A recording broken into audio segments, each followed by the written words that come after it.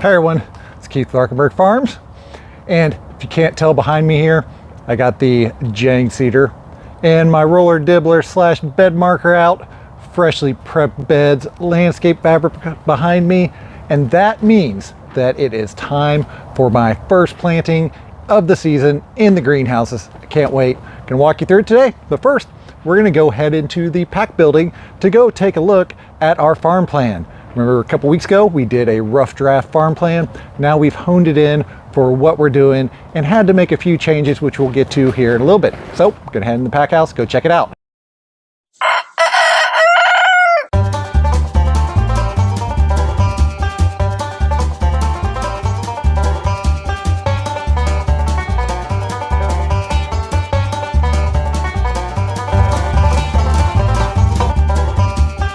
We only slightly modified the farm plan, specifically because I forgot to put a couple crops in here. And also, I forgot, I had things like garlic growing in here. And that when I prepped a couple beds over here, the soil wasn't quite right, so I had to make some adjustments over here, which I'll show you out in the field here in a second. And also, I wanted to do a bed over here, but it's too wet. So instead, I'm going to interplant, well, not interplant yet, but I'm going to use the bed that's going to be for my slicer tomatoes for now for greens and radishes. I know the greens won't be out of there in time, but I'll just have to plant around them at the time. The radishes should be out, but we'll just keep working our way down that bed. Another quick thing is, can't notice, got a brand new hat from Dixondale Farms, which means my onion plants have arrived. They just showed up the other day. They're a little bit damp. Looks like they harvested during a wetter season. So I've got them in here in the walk-in, just hanging out. They'll be just fine. Air movement really helps them dry out. So they'll be ready to plant when my field dries out enough to actually get plastic down and get them in the ground out there. Now over here in the high tunnel, I went through and prepped these beds about 2 or 3 days ago, laid down my fertility package all the way down, came through, did a light tillage on them with my little mini tiller on the back of the tractor, which is kind of difficult because I'm actually in a greenhouse and I kind of get really close to the wall right in front of me, but I make it work. Got this bed set up. As you can see, it's got 3 nice marks going down it, and that's because I use the roller dibbler to do it. This is an old 2 Bad Cats roller dibbler. I'm not 100% certain, but I believe they retired. So it's a very good tool to have nice consistent crop spacing, because now I can come through and do cultivation with a single swipe down these. So first we went through and ran the roller.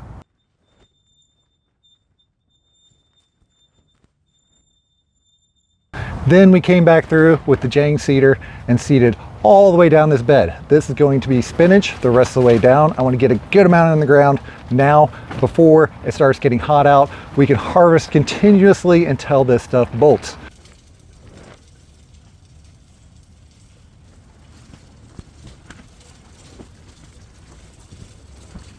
I actually moved over to using a single variety I've been testing for a couple years now. Finding Calibri in my environment works best in spring, so that's what we planted. Next to it, we've got our salad bed right here for our transplants. And over here, this is where I had to make one of the adjustments.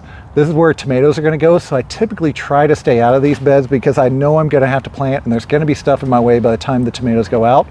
But I had to use something because the bed over there is not ideal for planting right now. So I've got radishes, spring mix, and my brassica mix down here. Radishes, of course, bunch those up for farmer's market. And then the spring mix, which is a gourmet mix, and the brassica mix, we do a mix and we call it gourmet mix. The name makes it sell at the farmer's market. Over here in Caterpillar Tunnel 4B, this is where I ran into the issue. It was a little wetter in here than I would have preferred when I came in here and prepped these beds. Now I only prepped halfway down the tunnel because I'm going to get that tarped off and let that sit dormant because we won't be down there anytime soon. So the idea was, this was a really clean bed. I was going to put my carrots here and then my beets here because there was more grass and other junk in here that I really thought would become an issue. But when I came through, this being a little wetter, I ended up with, you can see, all these chunks and dirt clods, and you do not plant carrots in this kind of soil when it's this basically chunky. I mean, for lack of a better word. but it does break down when you break it, so it'll actually repack. The beets will be fine in it. I just didn't want the carrots to do it because they shoot their taproot down and hits one of those chunks, either goes sideways or it just stops and you end up with a carrot that big or a carrot that big with an L that sticks off, you know, another 4 inches. So that bed was not ideal. We had to pivot real quick, come over here. And then over on the other side, where we're right next to the edge of the bed, you can really see the different coloration in the soil. We just got another heavy rain, and unfortunately the water comes down the side of the greenhouse and flows in here quite a bit. I have drainage ditches on the other side, but it seems to like to migrate about half the water in. So this bed right here is just too wet. I mean, there's no way I can come in here and plant. There's big chunks in it. So I had to pivot. We're gonna let this dry out. I'll go ahead and tarp over this and actually tarp over that one on the far side and on the end. It'll give me time, get everything dried out and get ready to plant. That brings me to my next topic, is simply having a plan to start with, your rough draft like we discussed a few weeks ago, and then laying into action and actually making your plan for the day is actually where the experience of farming comes into play. These take years to develop and years to actually execute to a higher degree of success. And that's where the grower's blueprint comes in. Like I've been talking about for, I don't know, a couple months now, that I was migrating the Market Gardening Farm School over there and building out a full new website. I had that up and running, growersblueprint.com. Again, as in last week, if you join this week before next Sunday, there will be a discount code, which I'm giving you right here, which is founders with an S 50. That'll get you 50% off everything in there. I'm still building on it. I've got a couple courses up. I'm going to move a lot of the stuff from Arkenberg Farms Digital Tools and Training over there as well, because it is a far superior platform. I'm still figuring out the little quirks in it, but for now it's running great. So my final task for today is getting my transplanted lettuce in the ground and then getting all of this stuff watered in. We got some rain moving in, which is not a big issue because we are inside of the greenhouse and there's no problems with that whatsoever. So it's been a good day on the farm. We got a lot of stuff accomplished today. Got our plan updated. We've got seed in the ground. We got transplants going in right now.